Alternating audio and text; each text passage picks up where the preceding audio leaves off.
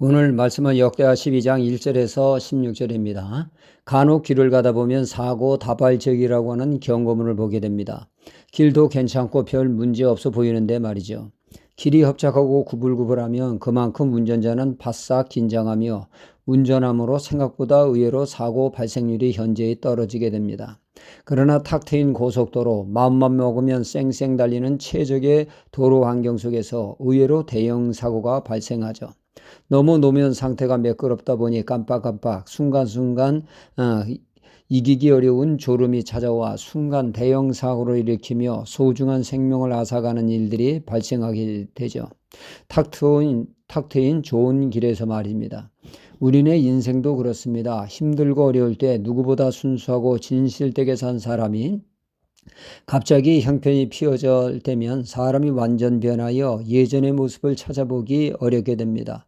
목에는 기부스를 하여 교만하기 그지없는 뻣뻣한 목, 그리고 또 뒷짐지고 거드름 피우는 모습은 더욱더 역겨워 볼 수밖에 없습니다.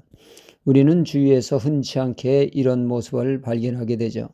신앙생활에 있어서도 그렇습니다. 힘들고 어려울 때 하나님만을 의지하며 하나님만이 답이라고 외치던 사람이 등 따시고 배부르면 내가 언제 하나님을 찾았더냐 하며 하나님께 등을 돌리는 사람이 한둘이 아닙니다. 분명 잘되면 축복이나 이를 감당하지 못하면 이는 더 이상 축복이라 할 수가 없죠. 축복이 아니라 저주의 씨앗이 되기도 합니다. 이스라엘의 초대왕 사울왕을 생각해보면 그는 이루어놓은 시골의 촌부였습니다. 그 누구에게도 주목받지 못하는 지극히 평범한 농부였죠.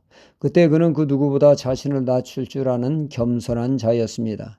하나님은 조건을 따지시는 분이 아니라 그 마음의 중심을 보시는 분이십니다. 하나님은 그의 겸손 하나만 보시고 그를 이스라엘의 왕으로 한껏 높여주셨습니다.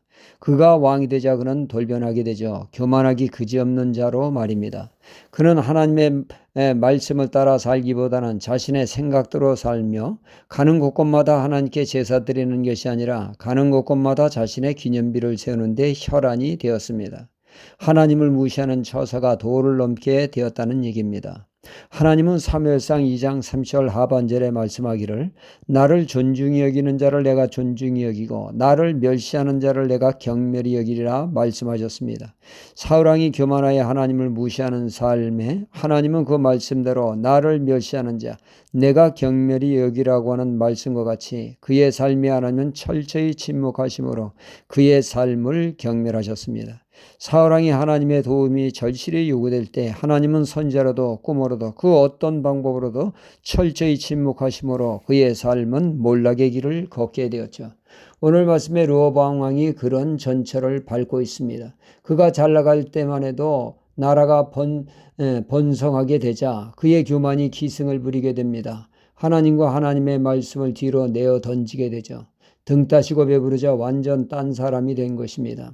교만은 패방의 선봉이라고 그는 스스로 화를 자초하는 삶을 살게 된 것입니다. 우리네 인생에 있어서 주의해야 할 것은 바로 교만이죠. 내 삶의 발목을 잡는 것은 바로 우리의 교만이기 때문입니다. 교만이 이 일을 그르치게 되죠. 어느 학생이 전국 상위 1%에 드는 수재였습니다. 선생님들은 그가 서울대 들어가는 것은 따놓은 당상이라고 여겼죠. 본인도 믿어 의심치 않았습니다. 그래서 최선을 다해야 하니 주일날도 도서관을 향합니다. 어머니는 말했죠. 얘야, 오늘은 주일날이니 예배를 드려야지. 아닙니다. 시험이 얼마 남지 않았으니 도서관을 가야겠습니다. 아들아, 하나님이 도우셔야 하지 않겠느냐? 하나님께 예배해라. 그러자 아들은 교만하게 말합니다. 하나님, 어머니, 저는 하나님의 도움이 없이도 얼마든지 가능한 사람입니다. 하며 도서관을 향해 갔습니다.